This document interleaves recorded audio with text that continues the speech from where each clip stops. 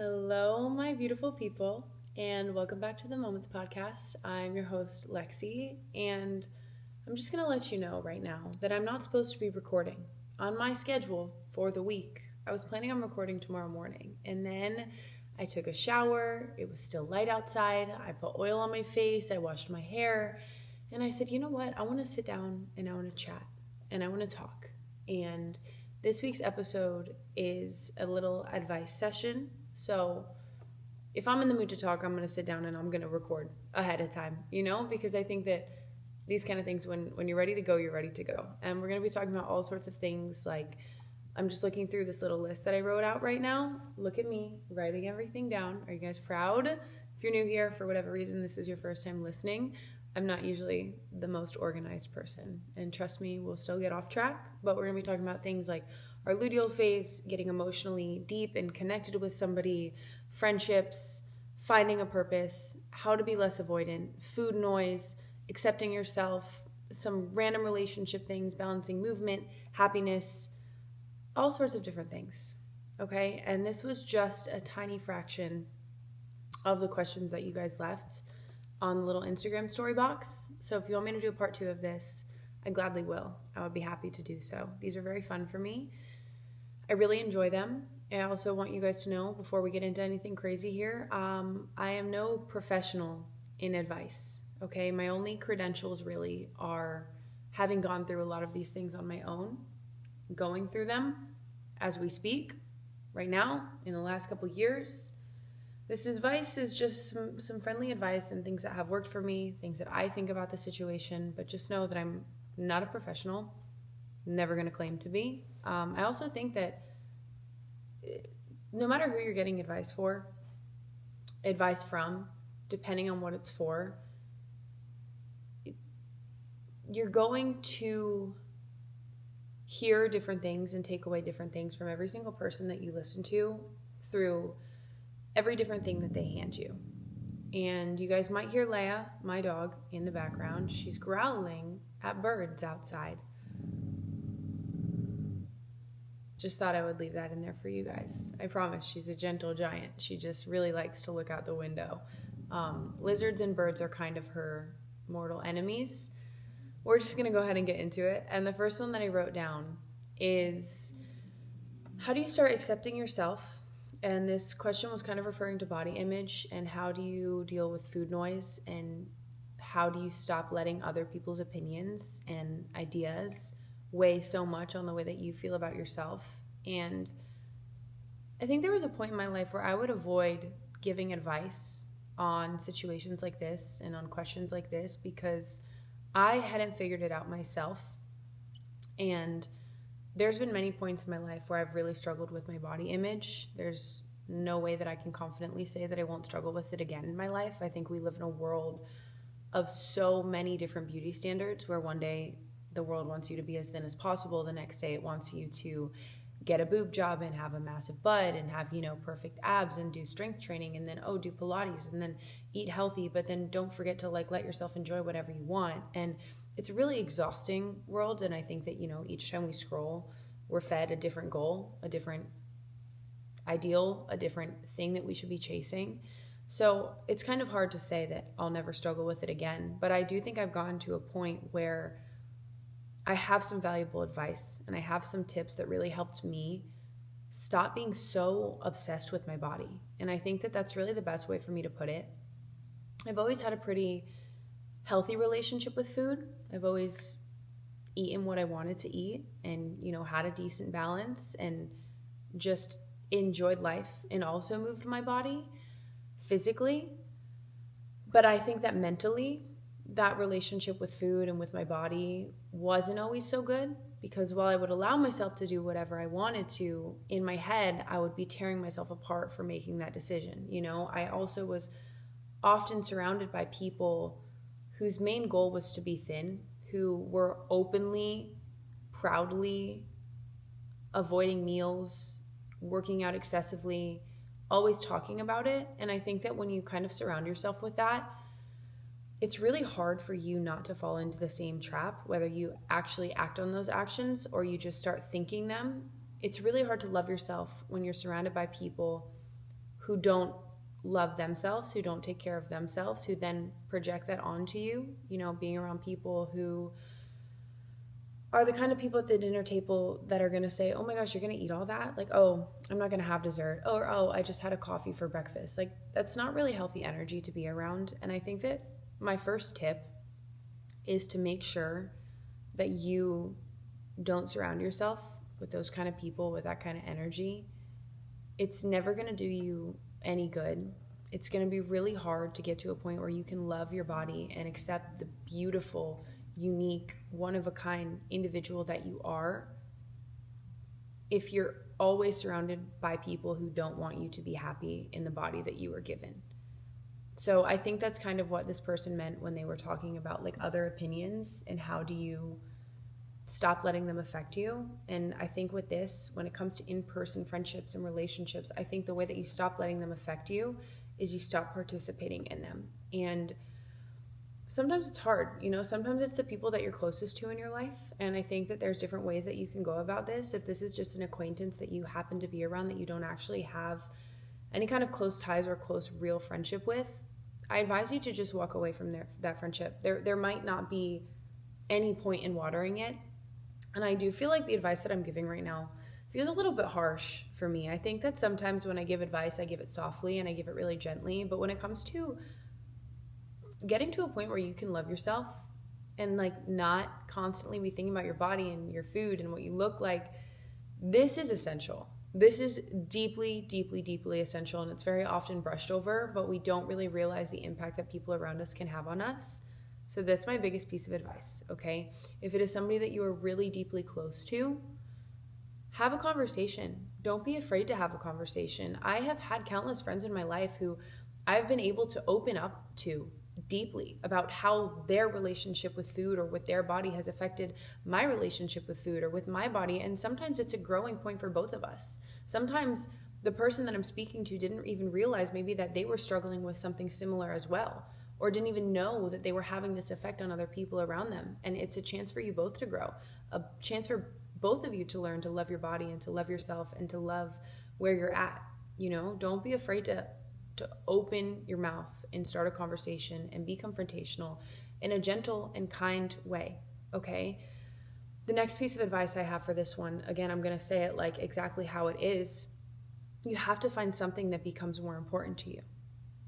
Like I really can confidently say that something that really helped my relationship with my body and with myself and helped me get out of this loop of constantly worrying about what I look like, what I'm eating, when I'm working out, so and so and so and so and so, was getting into my first real relationship with Gabe.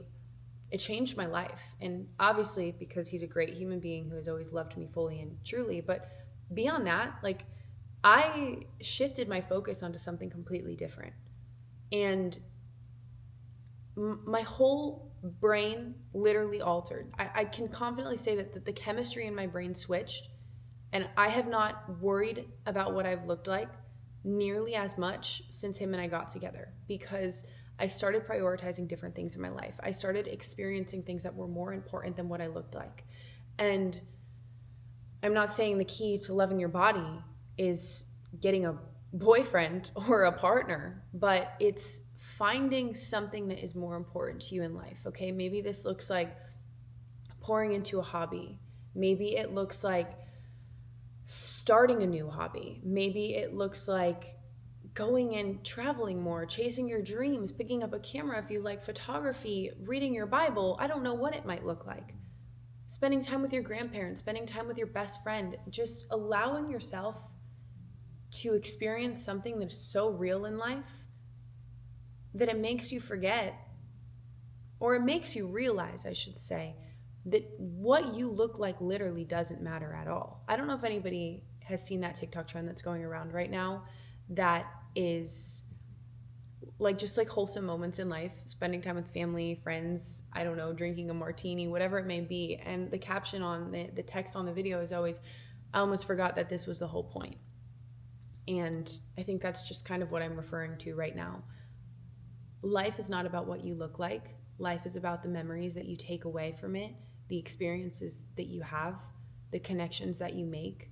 The least important thing when you die is going to be what your body looked like the whole time that you were doing it. Nobody's going to think about it once. Nobody's going to think about it for even half a millisecond. You're not going to think about it. You're not going to be on your deathbed saying like, oh my gosh, that one time I was in Greece with my best friend. Remember how I hated how my bikini bottoms looked? No. Life is about so much more than what you look like. And the second that you actually really sit on that, you really sulk in it, you really think about it, you just start to love yourself differently. You really do, because you realize how unimportant it is. And when it becomes unimportant to you, you focus on it less. You're less obsessed with it. In the noise about food, about working out, about looking perfect, about being perfect, about what people are thinking about you when you look at your body, it turns off and it shuts down, because you can't be obsessed with something that's not important. So convince yourself that it's not important in whatever way that may look like for you. And just keep doing your silly little affirmations that might feel really silly. Just remember and recognize that you are made to be exactly the way that you are. There is no denying that you are built to be the way that you are. Okay, God made you this way for a reason, and you're perfect just the way that you are. You got to recognize that everybody's going to look different. Nobody's going to look the same. And the world will try to convince you that everybody should look the same, but that's just not what it is. That's just not what life is. I'm moving on to the next one because I didn't mean to be talking about that one for 10 minutes. I have an entire page and a half of bullet points that I wanted to go over and I wanted to go through. I would be happy to do a full episode on that. It's such a heavy and vast conversation, body image and, health and wellness and having balance and maintaining balance and just like not being so controlled by what we look like is a huge conversation that we're going to get to another time. We're moving on to the next one. And the next little question box was how to be less avoidant in a healthy relationship. As I was scrolling through the little things I wanted to talk about, the little advice things I wanted to speak deeper about, this one really stuck out to me because even like 2.5 years into a relationship, I still have a problem with being avoidant sometimes. Like, no lie, today I got upset with Gabe about something that was so silly and so minuscule. And for like an hour and a half, instead of just bringing up the conversation, I just like let it worsen. I let myself continue to get upset and take something so tiny that could have been so easily solved with just one conversation. And I let it build up into so much more in my mind. And I think that that's the most healthy thing about being an avoidant person is that when you avoid a conflict or a conversation for so long, you emphasize and you grow the conflict and the conversation in your mind. It gives you so much room to like fill in the blanks for the other person instead of allowing the other person to talk about their side, to tell you why maybe they said what they said or they did what they did.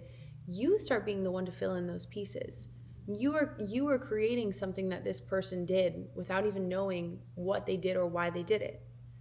Now, I'm not sure if that makes any sense, but that's what happens for me. The longer I avoid a conversation, the worse that the conversation is going to be by the time that you do have it. So I just think that, and I've gotten much better at this. I used to do it a lot worse, but now I've gone to a point where I've realized how much more peaceful it is to not be avoidant, to just allow myself to be confrontational, to just speak on things when they happen as they happen. It really is key. And, I think that there's a difference between being avoidant and just needing space to think about something and reflect on it. And I think that those people who are avoidant will kind of know the difference. Sometimes you do just need to cool off. You just need to breathe. You just need to let things go for a minute or two. And just shake it off before you can collect yourself and figure out your thoughts and figure out what you're actually thinking and how you want to have a conversation. Versus being avoidant is knowing exactly what you want to say, but just not doing it for whatever reason that may be. You know what I mean? And I don't think I really answered the question. I just kind of told you why you shouldn't be avoidant. And I think I didn't really answer it because I'm still figuring out that answer as well. But I think the first step is just opening your heart to your partner and doing a good job at reminding yourself that you and your partner are on the same team. If you're with the right person, no conversation is going to be too big, too hard, too deep, too intense. It's not going to make or break your relationship. So there is no point to avoid it.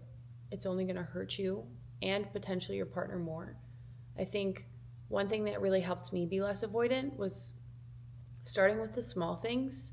Even if something really, really minuscule upsets you, just say it. Say it how it is. Say it when it is. Obviously, say it with kindness and gentleness. You're not starting like a humongous argument here. But when you start becoming capable and confident about talking about the little things that you're struggling with, or that you're feeling, or that you want to communicate about, the easier it will be to have the bigger discussions about the bigger things, the things that you want to avoid more. It's like taking little baby steps. It's how you build a relationship with somebody. I also think that the longer you're in a relationship, the easier it gets to not be avoidant. The goal is that when you're in a relationship, the longer you're together, the more you can talk to each other about anything at all.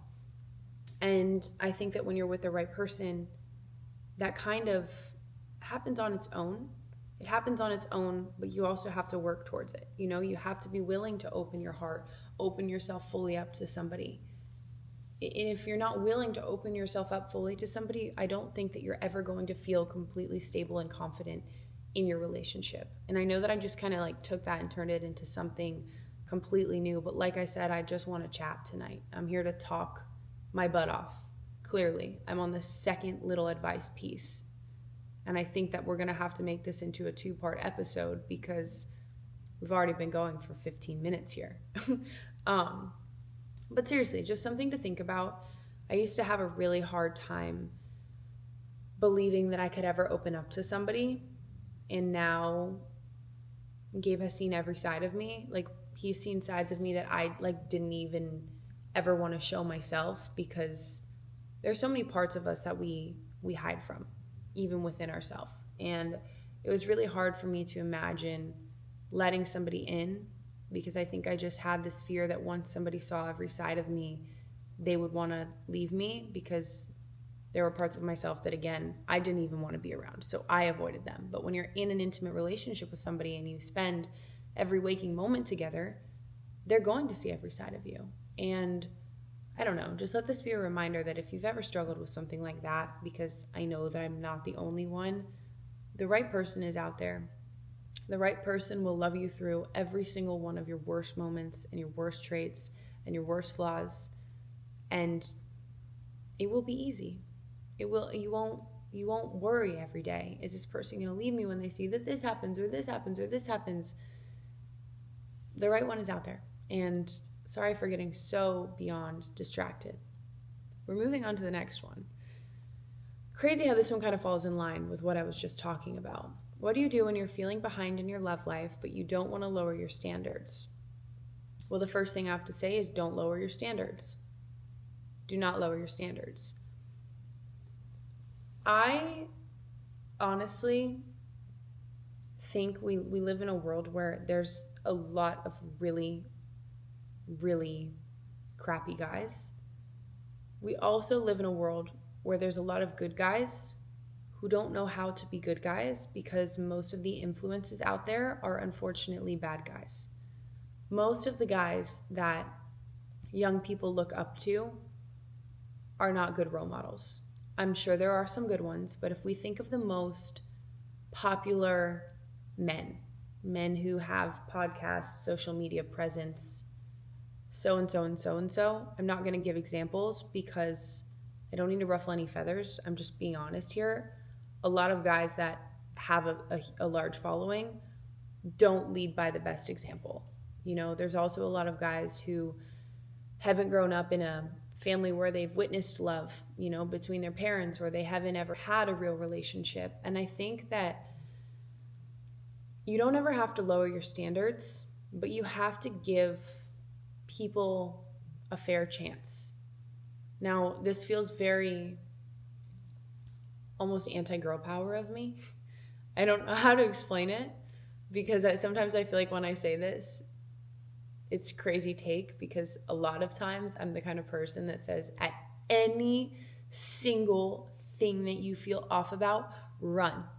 And I still feel that way about certain things. Okay, if you feel disrespected, if you feel taken advantage of, if you feel like this guy's like not only having eyes for you, I think that those are a lot of very large red flags. I want to do a whole deep dive episode on a topic like this because I just do. But there's also things that are going to happen and experiences that you're going to have on a second date, third date, fourth date, fifth date, where you might see almost like a beige flag. You're like, I don't know if this is a good thing or a bad thing. I don't think it's a red flag, but it's definitely not a green flag. And I think that those are the kind of moments where we're taught to just run in the opposite direction because we've potentially grown up or been surrounded by guys whose like maybe not green flags are actually extremely, we've grown up, let me back the heck up here. We've grown up around really shitty men. Sorry. Hard S word. But I'm taking a deep breath because my words are getting really jumbled up in my mind and I just want to say this all the right way.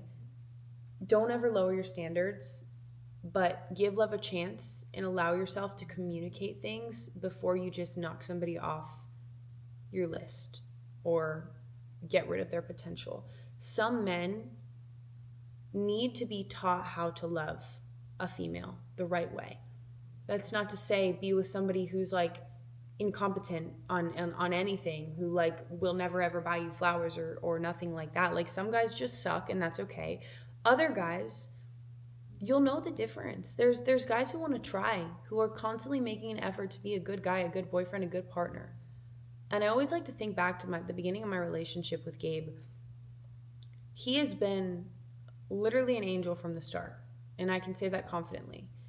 But the way that man loves me now and the partner that he is to me now is 10 million times better than the partner that he was to me in the beginning of our relationship. And the reason that is because, and vice versa as well, this always goes both ways. I have communicated the way that I want to be loved. He has communicated the way that he wants to be loved. We all give and receive love differently. And sometimes conversations need to be had throughout your relationship to figure out how to love each other right. It doesn't come naturally all the time. It takes work and it takes effort and it takes sometimes hard conversations, and just don't knock something right away because there's one little miscommunication or one mishap.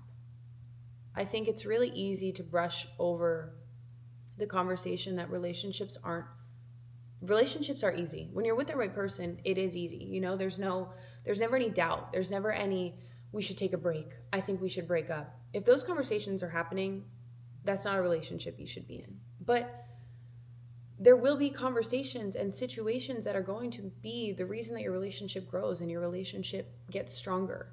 Do you know what I mean? I hope I'm making sense. And I don't know if this is kind of any sort of the advice that this person was looking for. So I'm going to kind of switch it into a little something else. It's God's plan when you are going to find your partner. And I always feel so cliche when I say this one. It's painful, but it really does come when you least expect it. I think a huge key in finding the right partner is first finding yourself. Knowing who you are is going to help you find a partner that you actually click with, energetically, magnetically, in what you do and in who you are. When you yourself are lost and you start dating or getting into relationships or just being around people, you'll find yourself continuing to feel lost. And the reason that you'll be feeling this way is because you'll be morphing into these people that you're dating, and it's never really going to feel right. So I think a really big key in finding the right person is first finding yourself and just focusing on that, okay? Because the more that you find yourself, the more that you'll be in environments that actually align to you, who you are, what you want for your future. That's when you're going to meet somebody who aligns with you. You know, if you're just going out to the club to meet somebody, but you yourself don't enjoy the club, you're probably not going to find the love of your life there. And that's fine. You know, if you are somebody who does love to go to the club, maybe you are going to find the love of your life at a club. You know, you could also find the love of your life at a red light, right, parked right next to you or stopped right next to you. It's going to happen when it's going to happen. I think just pouring into you and knowing that your timeline is not meant to be the same as anybody else's. It is exactly set up the way that it is for a reason is just an important reminder. You're never behind. You're never behind in love. What God has in store for you, you will find. Next, how do you have more confidence in yourself and in your story? To be honest, this is something I'm working through right now as well. I'm trying to figure out how to have confidence in who I am and what my story is and what I've built and whatever it may be and what I want for my future, and just having a hard time being proud of myself. And I don't know, I think I'm going to give you guys a little homework. If you're watching this on YouTube, comment below what your advice would be for this one. And if you're listening on Spotify, Apple Podcasts, wherever, I think you can also comment now on podcast.